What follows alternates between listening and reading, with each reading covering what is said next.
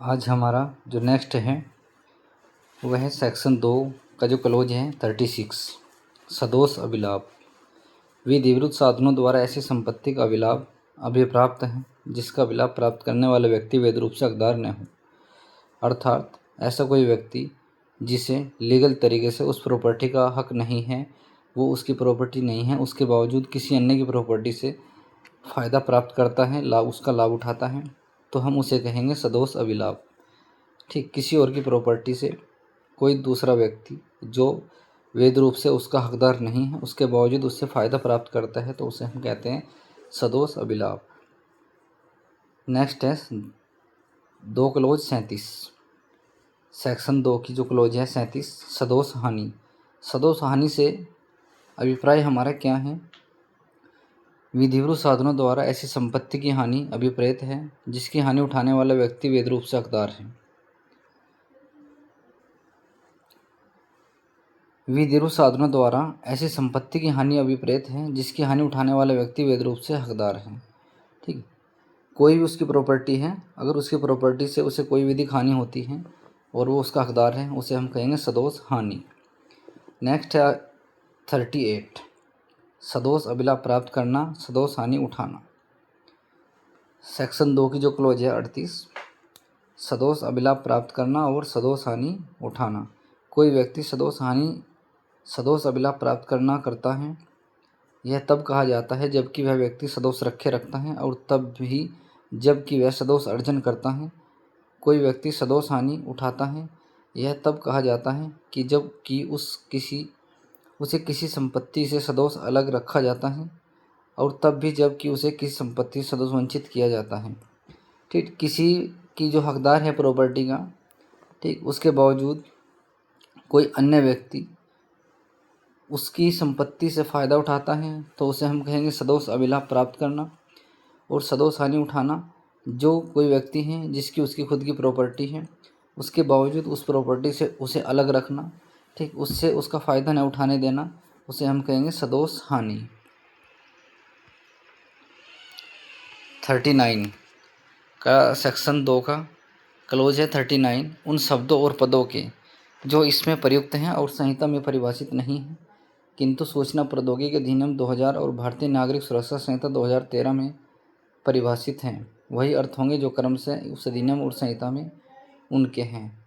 अर्थात जो अध्याय है हमारे, जो अधिनियम हैं, उनके अंतर्गत जिन की जो परिभाषाएं हैं, जो जिनका वो अर्थ है, वो उन अधिनियमों के अंतर्गत ही लगाया जाएगा, अन्यथा नहीं, जिस अधिनियम में उनको परिभाषित किया गया है।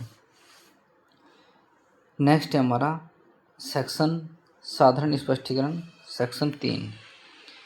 इस संहिता में सर्वत्र अपराध की प्रत्येक परिभाषा, प्रत्येक दंड उपबंध और प्रत्येक ऐसी परिभाषा या दंड उपबंध का प्रत्येक दृष्टांत साधारण अपवाद शीर्षक वाले अध्याय में अंतर्विष्ट अपवादों के अध्ययन समझा जाएगा, चाहे उन अपवादों को ऐसी परिभाषा, दंड उपबंध या दृष्टांत में दोहराया न गया हो।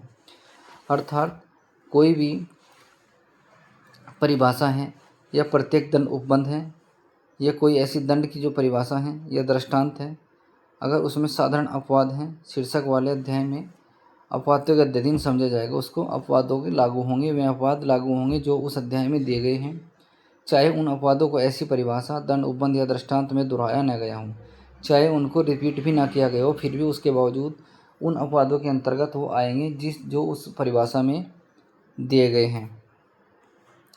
दृष्टांत, इस संहिता की वे धाराएं जिनमें अपराधों की परिभाषा अंतर्विष्ट है, ये अभिव्यक्त नहीं करती कि 7 वर्ष से कम आयु का बालक ऐसे अपराध नहीं कर सकता, किंतु परिभाषाएं उन साधारण अपवाद के अध्ययन समझी जानी है जिसमें यह उपबंधित है कि कोई बात जो 7 वर्ष से कम आयु के बालक द्वारा की जाती है अपराध नहीं है। अर्थात अगर कोई 7 वर्ष से कम आयु का बालक है और उसकी जो मैच्योरिटी लेवल है, ठीक, उसको भी देखा जाएगा, परंतु ऐसा नहीं कहा जाएगा कि जो 7 वर्ष से कम आयु का बालक है वो अपराध नहीं कर सकता। ठीक, तो उसकी जो मैच्योरिटी लेवल है उसको देखा जाएगा, उसके बावजूद ही उसके ट्रायल किया जाएगा। जैसे इसका दृष्टांत ख है, क्या एक पुलिस अधिकारी वारंट के बिना या कुछ जिसने हत्या की है पकड़ लेता है। यहाँ क्या सदोष प्ररोध के अपराध का दोषी नहीं है, क्योंकि वह यह को पकड़ने के लिए विधि द्वारा आबद्ध था और इसलिए यह मामला उन साधारण अपराध के अंतर्गत आ जाता है जिसमें यह उपबंधित है कि कोई बात अपराध नहीं है जो किसी ऐसे व्यक्ति द्वारा की जाए जो उसे करने के लिए विधि द्वारा आबद्ध हो। ठीक, अर्थात ये मामला जो है अपवाद के अंतर्गत आएगा। ठीक, कोई भी अगर पुलिस अधिकारी है वो वारंट के बिना किसी व्यक्ति को गिरफ्तार करता है जिसने हत्या की है, तो उसे अरेस्ट करने का पूरा अधिकार है, चाहे वो वारंट जारी किया गया हो या ना किया गया हो, क्योंकि उसके सामने उसने हत्या की है और उसे पकड़ने के लिए वैध रूप से आबद्ध है, तो उसे पकड़ सकता है। ये साधारण अपराध के अंतर्गत आ जाएगा क्योंकि वो पुलिस ऑफिसर है और उसे अधिकार है पकड़ने का।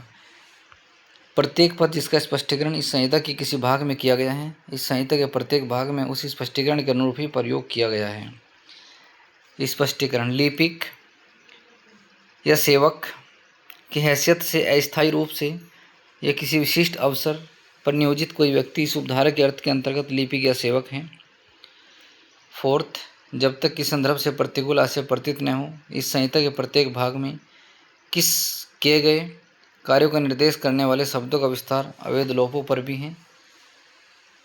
फिफ्थ है इसका, जब कोई आपराधिक कार्य कई अवक्तियों में से प्रत्येक व्यक्ति द्वारा अपने सबके सामान्य आशय को अग्रसर करने में किया जाता है, तब ऐसे व्यक्तियों में से प्रत्येक व्यक्ति उस कार्य के लिए उसी प्रकार दायित्व के अधीन होगा मानो वह कार्य अकेले उसी ने किया हो। अर्थात जब कई व्यक्तियों में से उनके सामान्य आशय से कोई कार्य किया जाता है तो ऐसा माना जाएगा कि उन सभी ने वो कार्य किया है, चाहे उनमें उनकी भूमिका न रही हो, परंतु उनकी जो इंटेंशन है, जो उनका आशय है, वो सेम हो सबका उस कार्य को करने के लिए। 6 क्लॉज है इसकी,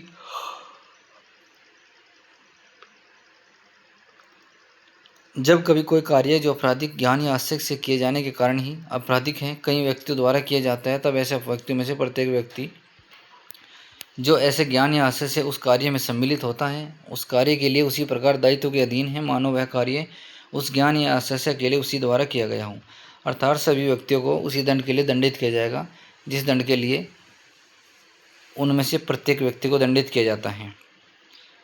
7th है इसका, जहाँ कहीं किसी कार्य द्वारा या किसी लोभ द्वारा किसी परिणाम का कारित किया जाना या उस परिणाम को कारित करने का प्रयत्न करना अपराध है, वहाँ यह समझा जाना है कि उस परिणाम का अंशतः कार्य द्वारा और अंशतः लोभ द्वारा कारित किया जाना वही अपराध है। दृष्टांत, कह अंशतः या को भोजन देने का अवैध रूप से लोभ करके और अंशतः या को पीट कर जानबूझकर कैर या की मृत्यु कारित करता है, कह ने हत्या की है।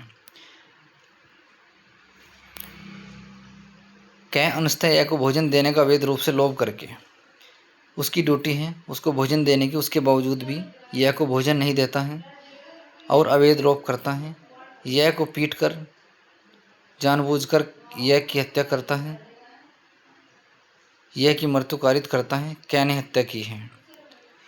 तो क्या ने हत्या की है उसको पता है, वो जानबूझकर ऐसा कार्य करता है और उसको खाना भी नहीं देता जबकि उसके खाना देने की ड्यूटी है।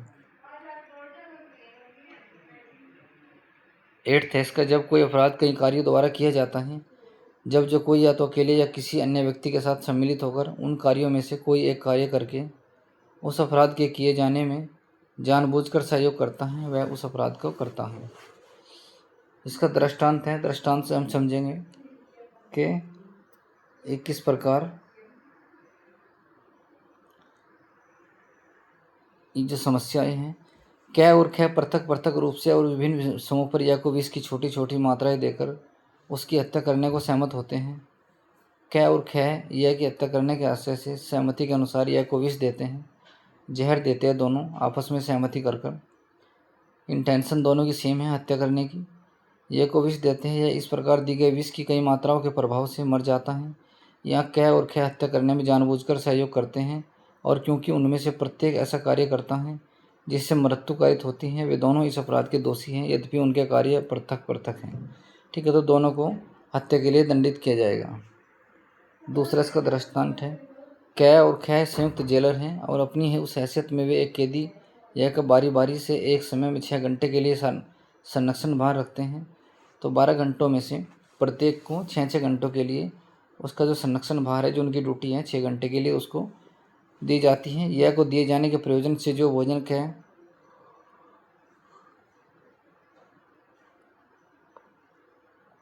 और ख को दिया जाता है वह भोजन इस आशय से कि य की मृत्यु कारित कर दी जाए।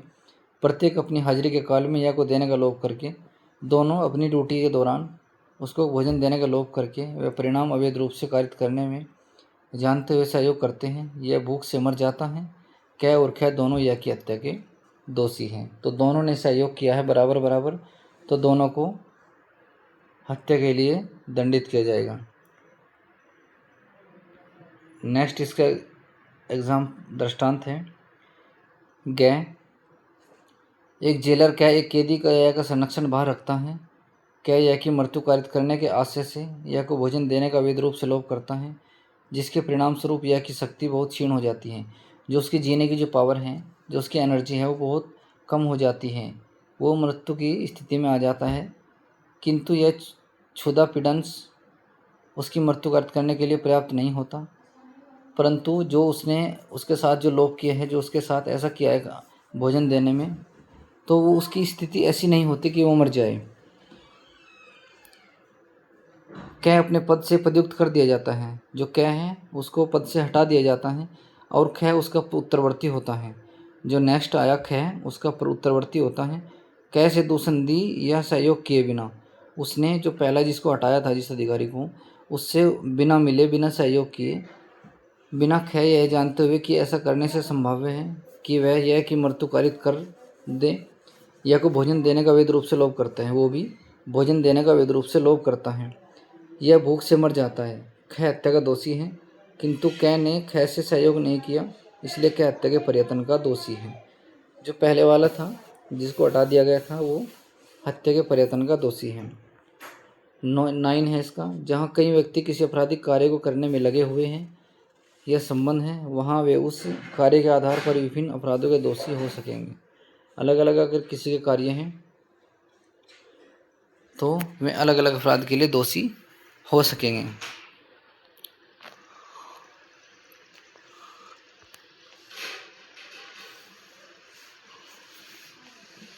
दृष्टांत है। क्या गंभीर प्रकोपन की ऐसी परिस्थितियों के अधीन यह पर आक्रमण करता है कि यह का उसके द्वारा वध किया जाना केवल ऐसा आपराधिक मानववध है जो हत्या की कोटि में नहीं आता। जो क है उसको सामने वाले ने गंभीर प्रकोपन दिया और उसकी परिस्थितियों के अधीन यह पर आक्रमण करता है। यह पर आक्रमण कर दिया उसने कि यह का उसके द्वारा वध किया जाना केवल ऐसा आपराधिक मानववध है जो हत्या की कोटि में नहीं आता।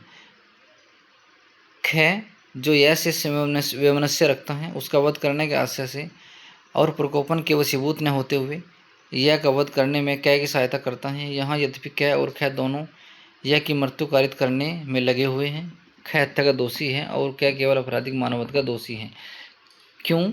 क्योंकि जो क है उसने तो अपने प्रकोपन के वशीभूत उस पर हमला किया था, परंतु जो आपका यह जो है उसका कोई वशीभूत नहीं था, उसने कोई प्रकोपन नहीं दिया था, ना ही उसका कोई लेना देना था। उसके बावजूद वहाँ पर आता है और उसको भड़काता है, उसका सहयोग करता है, उसकी सहायता करता है। यद्यपि क और ख दोनों यह की मृत्यु कारित करने में लगे हुए हैं, फिर भी ख हत्या का दोषी है और क केवल आपराधिक मानववध का दोषी है।